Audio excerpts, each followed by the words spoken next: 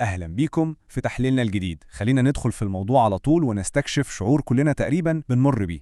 إحساس بتقل غريب ومزعج في الصدر أول ما نصحى من النوم.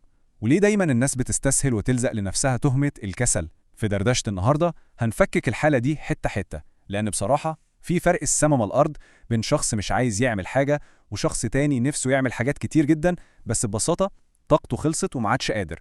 الجملة دي بتعكس أصوات داخلية قاسية جدا بتفضل تتردد جوه دماغ أي حد حاسس بشلل تام ومش قادر ينجز أي حاجة. كتير بنصحى نجلد في نفسنا ونبص للناس اللي حوالينا اللي طاقتهم تبدو كأنها ما بتخلص ونقول ليه إحنا مش زيهم. بس تفتكروا الحقيقة ممكن تكون أبعد ما يكون عن فكرة الكسل دي؟ السؤال الأهم والمحوري هنا، هل ده فعلا نقص في الإرادة؟ ولا العقل من كتر الإرهاق بيعمل زي الأجهزة وبيفصل الفيشة ويطفي كل الأنظمة عشان يحمي نفسه؟ أحيانا العقل بيوصل لمرحلة من التعب تخليه يقفل كل الأبواب عشان ينقذ ما يمكن إنقاذه ويحمي الجسم من انهيار كامل. تعالوا نبص على اللي بنسميه وهم الكسل وإزاي بيتخفف تفاصيل يومنا. تلاقي الواحد ماسك الموبايل بيقلب فيه بالساعات من غير أي استمتاع، أو بيأجل الرد على رسالة أو مكالمة بسيطة جدا، وفي نفس الوقت الصوت الداخلي شغال توبيخ وتقطيم ويقول إن ده مجرد دلع وإن الناس بتستحمل أكتر من كده بكتير. والمفارقة الغريبة إن المجهود الذهني اللي بيتبذل عشان نقنع نفسنا إننا كسلانين هو في حد ذاته بيشفط الطاقة.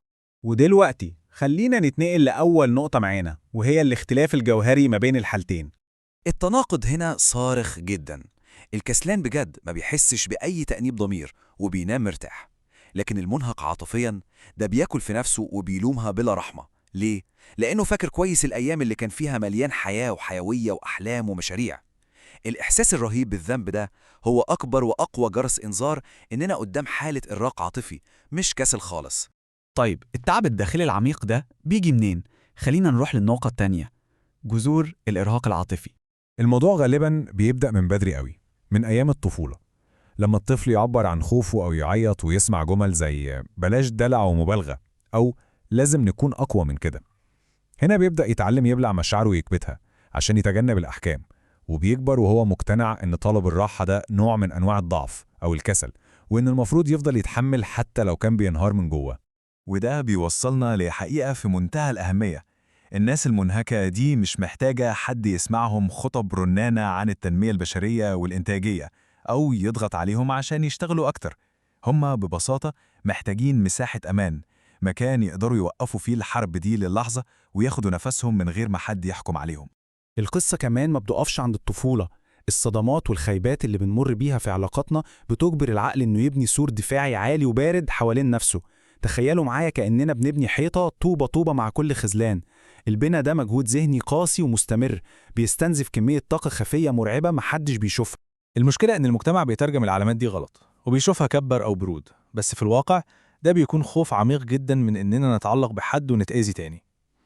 التأخير في الرد أو الانسحاب المفاجئ دي كلها مجرد أسلحة وميكانيزمات دفاعية بنحاول بيها نحمي نفسنا من استنزاف طاقة إضافية في علاقات ممكن تجيب وجع جديد.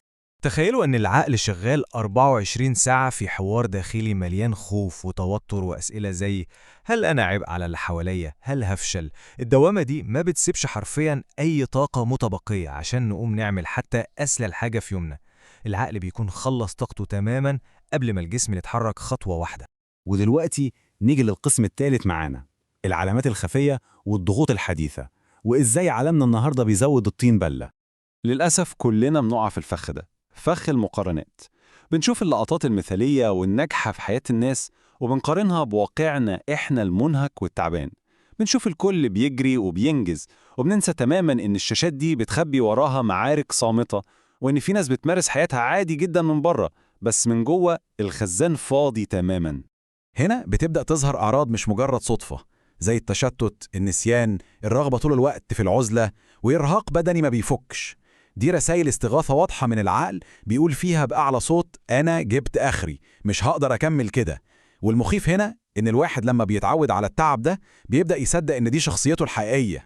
النقطة المفصلية هنا إن المشاعر اللي ما بتتحلش وما بتاخدش وقتها عشان تتعالج بتفضل تسحب من رصيدنا في صمت. إحنا مش آلات.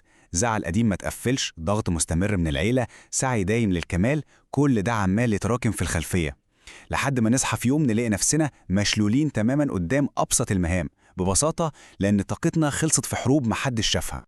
وأخيراً نوصل لأهم جزء في تحليلنا، القسم الرابع، الطريق للتعافي وبداية الشفاء الحقيقي. رحلة التعافي بتبدأ لما نغير طريقتنا في التعامل مع نفسنا. لازم نبطل نعامل نفسنا كأننا أعداء في ساحة معركة. الشخص المنهك محتاج طبطبة، محتاج احتواء، مش جلد ذات. لازم نعترف إن الراحة دي حقنا ومش مجرد هروب، ونبقى متأكدين إن خطوتنا البطيئة عمرها ما كانت معناها إننا فاشلين، ولازم نسمح لنفسنا نرتاح من غير ما نحس بالذنب. بنسيبكم في النهاية مع الفكرة دي عشان نفكر فيها مع بعض. كم مرة كان اللي بنسميه وبنتهمه إنه كسل هو في الحقيقة مجرد صرخة صامتة بتدور على شوية راحة وتفهم؟ قبل ما نتسرع ونحكم بقسوة على نفسنا أو على اللي حوالينا بسبب وقفة أو عطلة مؤقتة، خلينا نفتكر دايما إن فهم الأسباب العميقة للتعب هو أول وأهم خطوة في العلاج. شكرا لمتابعتكم تحليل النهاردة، وما تنسوش دايما تدوا نفسكم المساحة عشان تاخدوا فيها نفسكم.